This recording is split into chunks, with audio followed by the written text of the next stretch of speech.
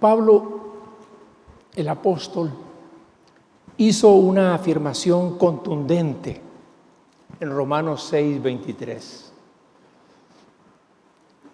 Él escribió esta frase que leemos juntos: porque la paga del pecado es muerte.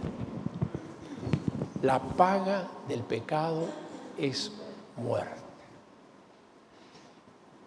Puede sustituir la palabra paga por consecuencia, porque la consecuencia del pecado es muerte. Esta afirmación de San Pablo es consonante con otra declaración dada por el profeta Ezequiel. En el capítulo 18, versículo 20, Ezequiel dijo lo que leemos juntos: el alma que pecare, esa morirá. El Hijo no llevará el pecado del Padre, ni el Padre llevará el pecado del Hijo. Es decir, si el Hijo peca, el Padre no muere en lugar del Hijo. Si el Padre peca, el Hijo no muere en lugar del Padre, sino que el alma que pecare, esa morirá. Otra versión bíblica dice: la persona que peca, esa morirá. Hemos estado este mes, y cierro con esta reflexión, estudiando o considerando el capítulo 32 de Éxodo. Le invito a que lo busque. Mientras que Moisés estaba en el monte Sinaí en diálogo con Dios, el pueblo de Israel, que había salido 3 meses antes de Egipto, al pie del Sinaí, al pie del monte, armó una fiesta dedicada a un ídolo que hicieron, un becerro de oro, que según ellos representaba al Dios que los había sacado de Egipto. Cuando Moisés bajó y encontró aquel carnaval idolátrico, Éxodo 32, 25 al 29, narra lo que aconteció. Y quiero invitarle a que busque allí en la Escritura los versículos 25 del capítulo 32 hasta el versículo 29. Al ver Moisés bajó. Al ver Moisés que el pueblo estaba desenfrenado, porque para vergüenza de ellos ante sus enemigos, Aarón se lo había permitido, se puso a la entrada del tabernáculo y dijo: ¿quién está de parte del Señor?, preguntó. Únase a mí. Y todos los hijos de Leví se le unieron, o sea, los levitas.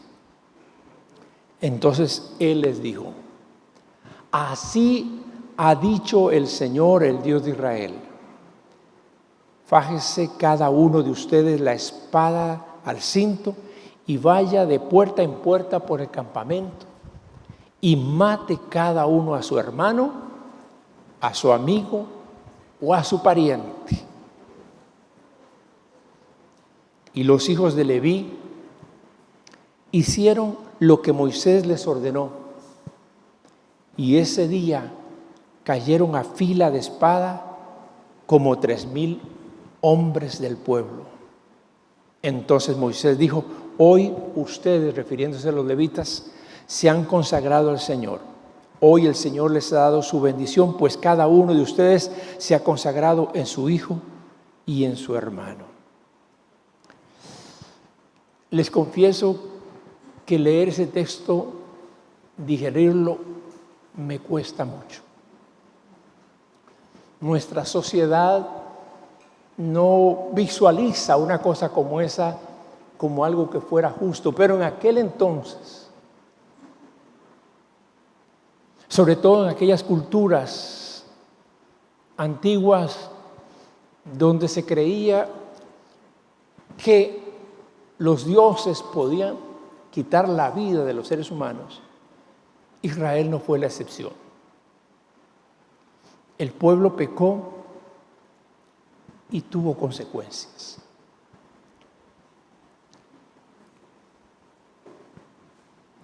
El pecado nunca es inofensivo. Por eso el pecado tiene secuelas. ¿Lo quiere decir conmigo? El pecado nunca es inofensivo. Por eso el pecado tiene secuelas. Y esto es lo que quiero enfocar en esta exposición, concentrándome en los versículos 30 al 35, que es donde voy a estar en esta reflexión. Allí se muestra que el pecado no es simplemente un error moral, sino una ruptura espiritual y comunitaria, cuyas consecuencias escapan a nuestro control. Afecta nuestras relaciones, nuestras decisiones, nuestra historia y nuestra eternidad. El pecado no es simplemente un error.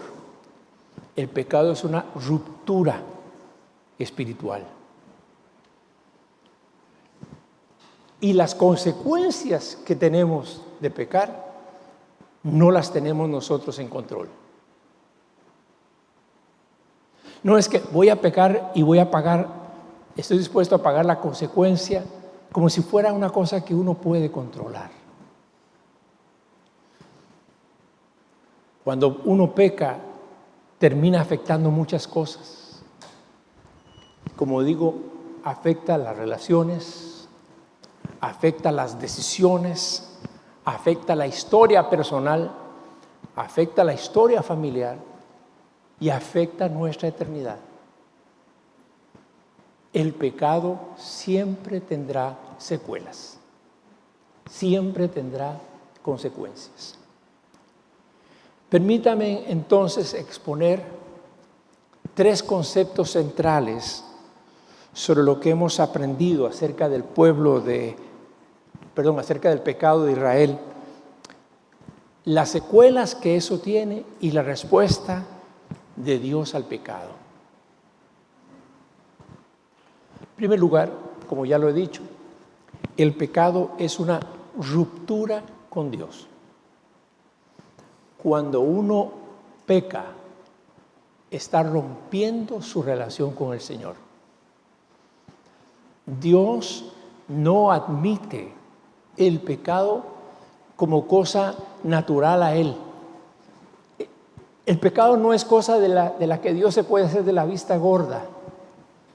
El pecado no es algo por lo cual Dios podría disimular. Para Dios, el pecado es una ofensa y le produce a la relación que tenemos con Él una ruptura. Herimos la relación, la sangramos la relación. Llamo su atención a los versículos 30 al 33. Voy a leer en la Nueva Versión Internacional. Versículo 30. Al día siguiente, Moisés dijo a los israelitas, ¿qué les dijo? Ustedes han cometido un gran pecado, pero voy a subir ahora para reunirme con el Señor y tal vez logre yo que Dios perdone su pecado. Este es Moisés hablándole al pueblo. Verso 31. Volvió entonces Moisés para hablar con el Señor. y le dijo: ¿qué pecado tan grande ha cometido este pueblo al hacerse dioses de oro? Moisés dice: ¿qué pecado más grande? Moisés está reconociendo delante de Dios que el pueblo de Israel pecó. Verso 32. Sin embargo, ¿qué dice? Yo te ruego que perdones su pecado, pero si no vas a perdonarlos, bórrame del libro que has escrito.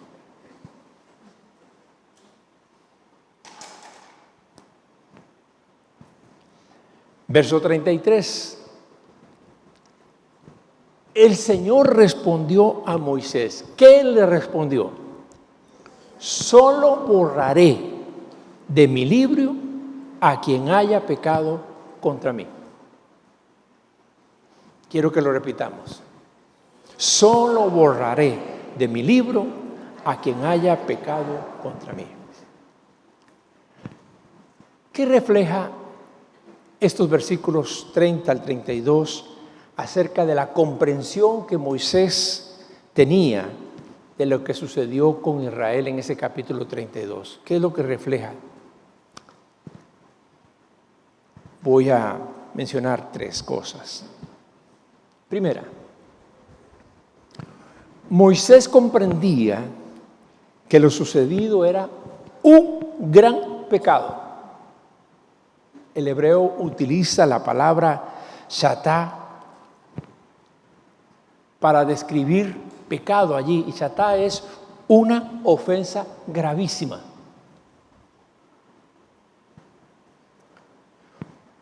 Shatá proviene del verbo chata, que significa errar al blanco. Es una desviación que implica una ruptura en la relación con Dios. Shatá. La primera cosa que comprendió Moisés es que lo hecho por el pueblo de Israel era un pecado gravísimo, un gran pecado. Eso lo tenía claro Moisés. Segundo, si leyéramos al profeta Daniel en el capítulo 12, versículo 1, o Apocalipsis, capítulo 3, versículo 5, esos 2 versículos, así como lo menciona Moisés en el versículo 32, se nos indica que Dios tiene el libro de la vida. ¿Qué dije? Dios tiene el libro de la vida, donde Él escribe y también borra los nombres de los salvos. La gran pregunta: ¿estará mi nombre escrito en ese libro?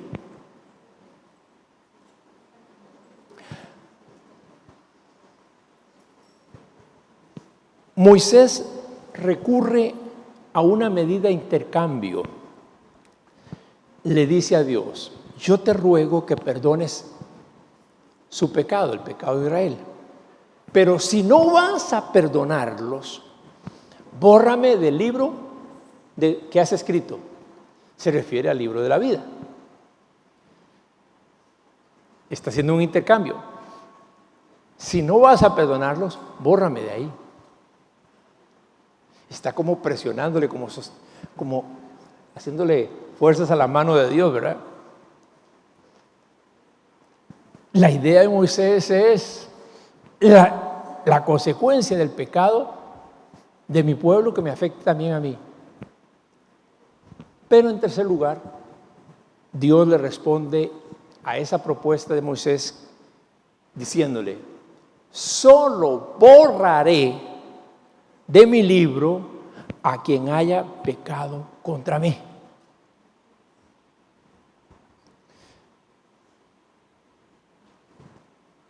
La ruptura que tenemos con Dios por el pecado produce que el nombre nuestro pueda ser borrado del libro de Dios. Apocalipsis nos habla de 2 libros.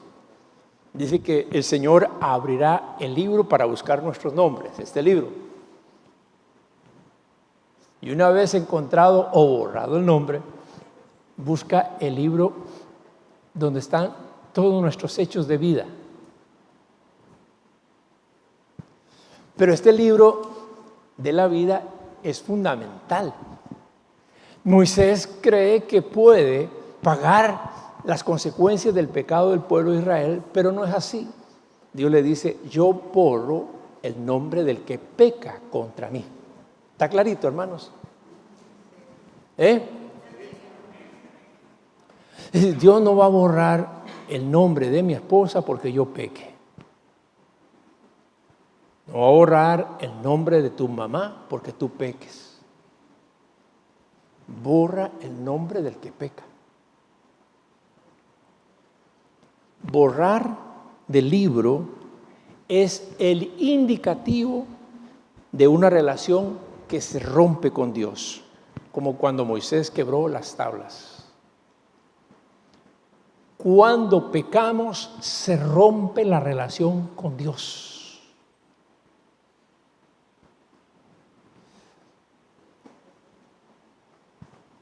Segundo, hay secuelas cuando pecamos. Si solamente fuera un asunto de pequé, cometí un error, pero hay secuelas, hay consecuencias. En otras palabras, no hay pecado sin consecuencias.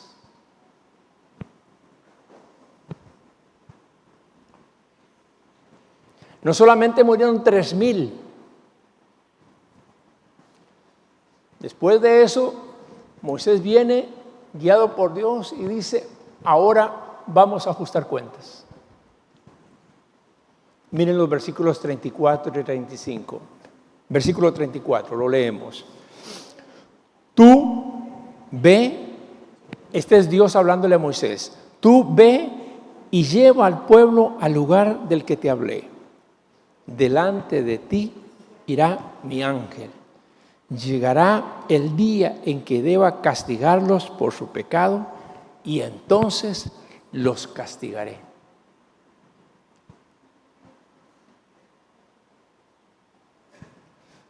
Verso 35. Pues así como por causa del becerro que había hecho Aarón, fue así como por causa del becerro que había hecho Aarón, el Señor lanzó una plaga sobre el pueblo. Quiero referirme a esos 2 versículos. En esos 2 versículos hay 3 decisiones que Dios toma. La primera decisión que Dios toma, antes de llegar al Sinaí, en Éxodo 13, 21 al 22, el texto dice claramente esto. Vean lo que dice. Es antes de que hubieran cometido este pecado. El pecado está narrado en el capítulo 32, pero en el capítulo 13 dice: el Señor ¿qué? Iba delante de ellos. ¿Quién iba delante de Israel cuando iba en el desierto? El Señor. ¿Quién estaba guiando a Israel? El Señor. ¿Quién estaba protegiendo a Israel? El Señor. Ahora, capítulo 32, después de que pecaron, versículo 33,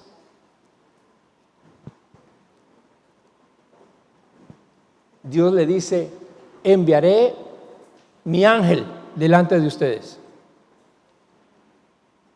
¿Algo pasó ahí? Y es más evidente lo que pasó en el versículo 3 del capítulo 33, donde dice, Dios le dice: ya no los acompañaré, porque ustedes son un pueblo terco y podría yo destruirlos en el camino. yo no voy a ir con ustedes. Ustedes son tan rebeldes, tan tercos, que me provocan constantemente y podría yo destruirlos. Dios retira su protección personal sobre Israel.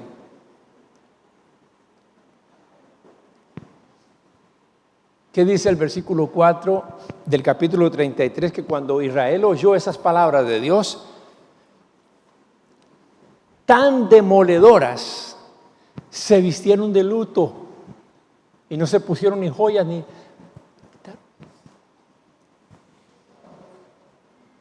Repasemos los hechos, son sencillos.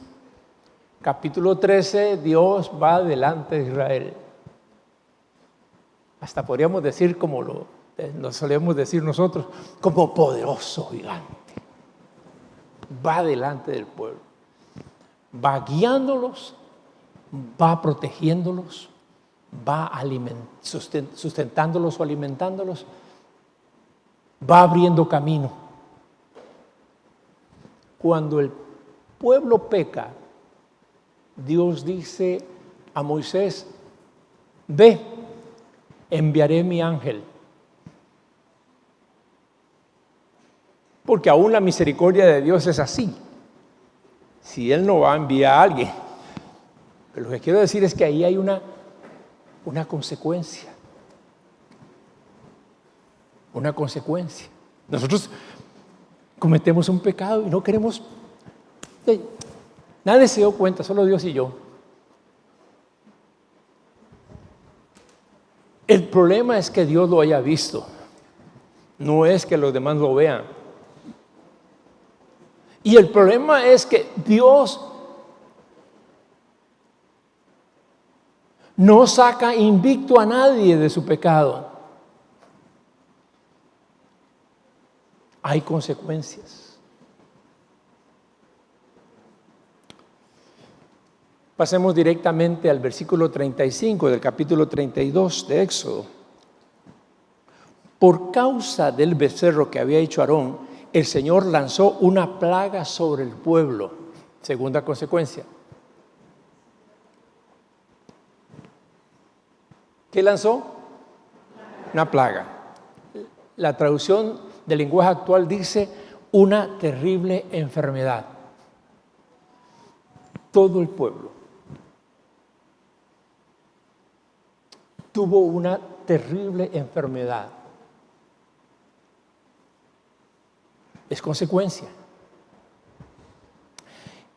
La tercera consecuencia. Algunos comentaristas bíblicos señalan que la última parte del versículo 34 es una consecuencia a más largo plazo. Lo leemos. Llegará el día en que deba castigarlos por su pecado y entonces los castigaré.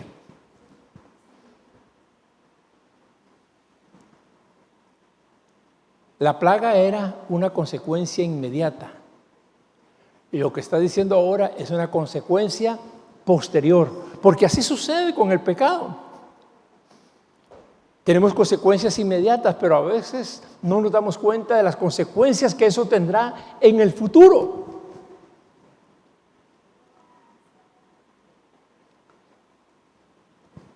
Ese versículo 34 dice: llegará el día en que deba castigarlos.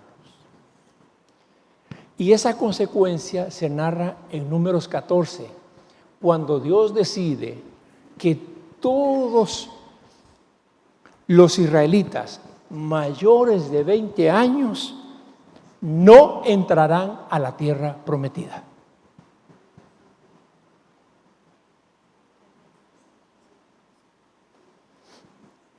Excepto dos personas, Caleb y Josué. Todos los demás que salieron, todos los que salieron de Egipto, nunca llegaron a la tierra prometida. Llegaron las generaciones posteriores, las que fueron surgiendo en el desierto. Es una consecuencia. Es la consecuencia a más largo plazo, porque ese es el punto. Cometemos un pecado, tenemos consecuencias ahí mismo, pero no imaginamos lo que podría esto significar para las generaciones futuras, para los años futuros.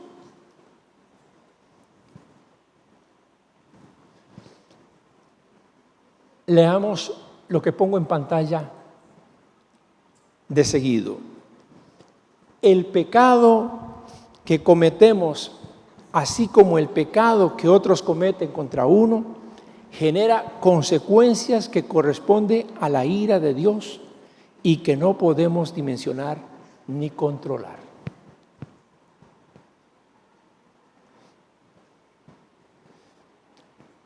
A estas alturas de mi reflexión, probablemente más de uno de ustedes está, y bueno, y no hay esperanza, y no hay algo alentador que decir. No haría yo bien si dejara esta reflexión con estos conceptos tan determinantes e ignorara la respuesta eficaz de Dios al pecado humano. Recuerden que comenzamos leyendo Romanos 6:23. Yo leí solamente una parte de ese versículo porque quise reservar la mejor parte para ahora. Lo leemos juntos ahora. Porque la paga del pecado es muerte. Mientras, diga fuerte, mientras el regalo de Dios es vida eterna en Cristo Jesús, nuestro Señor.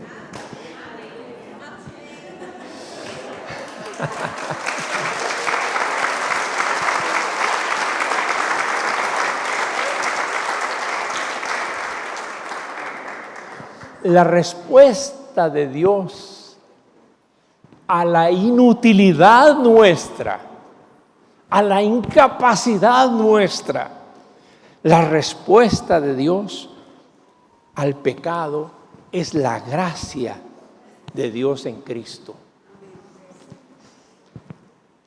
Bellamente Pablo lo expresa en Romanos 5:20, qué lindo texto. Tenemos que leerlo con entusiasmo. Pero donde abundó el pecado, sobreabundó la gracia.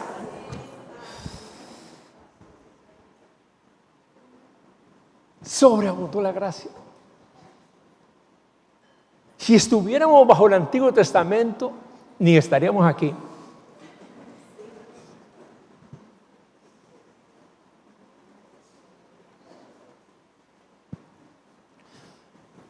La gracia es más poderosa que el pecado.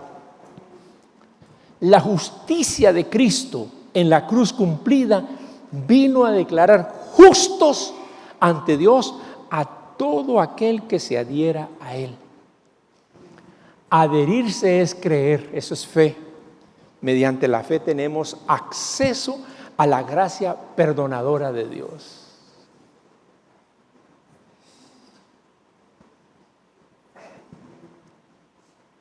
Claro, si hay una norma, me refiero a una abogada como Chile ahora, si hay una norma de ley que dice el alma que peca, esa muere, y está la ley, entonces todo el que peca tiene que morir,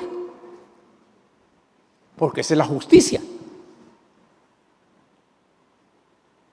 Entonces Dios dijo, voy a enviar a mi Hijo Jesús para que haga esa justicia.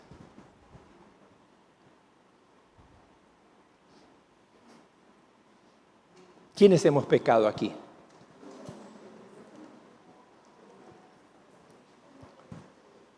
Merecíamos la muerte. ¿Se ejecutó nuestra muerte? Sí, en Cristo. Él cogió tu culpa y mi culpa, y Él fue a la cruz en tu lugar y en mi lugar para cumplir la justicia de Dios. Y lo único que Él espera para que yo pueda beneficiarme de esa justicia, es adherirme a Él, es acogerme a Él, es creer en Él. Eso es fe. Fe es adherirse. Como dice Romanos 5:6, éramos incapaces de salvarnos de las secuelas del pecado y merecíamos la muerte, pero Cristo murió por nosotros. Ese por es en nuestro lugar. Él murió en tu lugar, en mi lugar. El castigo que nos correspondía fue asumido por Cristo en la cruz. Y ahora vivimos salvados del castigo de Dios. Dice Pablo en Romanos 5:9. ¿Vivimos cómo?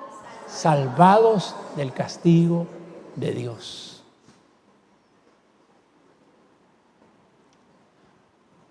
¿Me permiten explicarle una razón por la que usted debe venir a tiempo para adorar a Dios en la celebración? Esa es la razón. Él ocupó tu lugar y ahora vive salvado del castigo de Dios por la gracia de Cristo. Y tú, en gratitud, una vez a la semana, por 28 minutos hoy, vienes a levantar las manos y a alabarle y adorarle a este lugar, porque estás agradecido de haber recibido algo que tú no mereces. Eso es gracia, recibir lo que no se merece. El pecado produjo ruptura de nuestra relación con Dios y por lo tanto nos constituyó en enemigos de Dios. Pero Romanos 5:10 dice, fuimos reconciliados con Él mediante la muerte de su Hijo.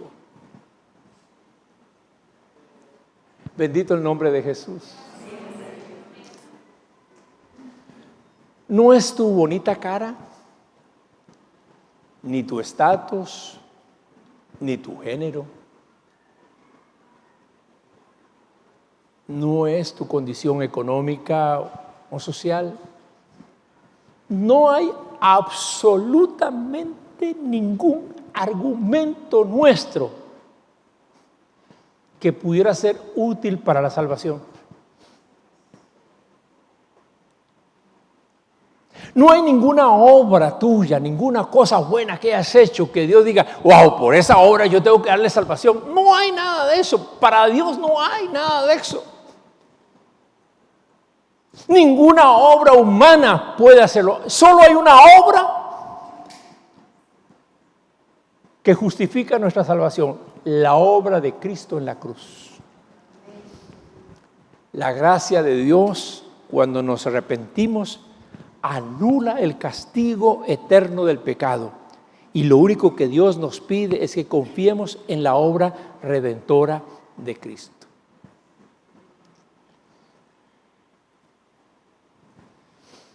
Termino, hermanos. Éxodo 32 contiene enseñanzas fundamentales. Hemos tratado 4 de ellas. Fundamentales para nuestra fe. Y una de ellas nos conduce a la necesidad de volvernos a Cristo para recibir el perdón que anula el acta de los pecados que podían sentenciarnos a la muerte eterna. Pablo es el que dice, es como si hubiera un acta, cada uno de nosotros tuviera un acta. Y entonces, desde que nacemos, cada vez que cometemos un pecado, se escribe en el acta lo que hemos hecho. Pablo dice que Dios agarró tu acta como mi acta y la clavó en la cruz del Calvario para anular todos nuestros pecados y las consecuencias de nuestros pecados.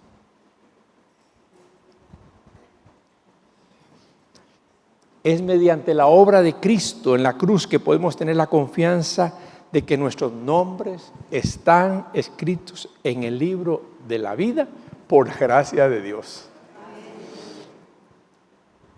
¿Por qué está mi nombre escrito en el libro de la vida? Por la gracia de Dios.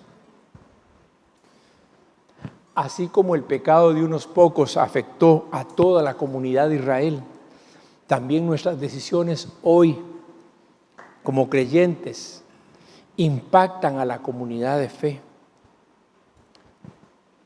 Por eso, el arrepentimiento y la gracia deben vivirse también en comunidad, como cuerpo que es restaurado por Cristo.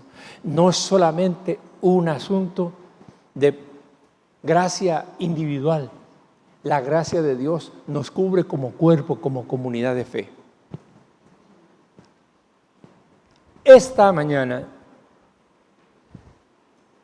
tengo la confianza de que Dios está tocando tu mente, está tocando tu ser interior, para que te vuelvas a Él de manera definitiva. Para que vuelvas tu corazón a Él de manera definitiva. Si reconoces que necesitas el perdón de Dios, quiero que hagas una oración en tu corazón. Si reconoces que necesitas el perdón de Dios, si reconoces que necesitas de la gracia de Dios, quizás porque te has sentido con dudas vacilantes acerca de si eres salvo o no, este es un buen momento para hablar con el Señor. Le voy a proponer una oración sencilla.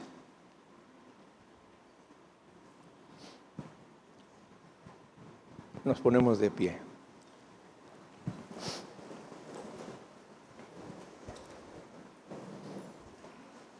Usted puede decirle lo que escribí aquí.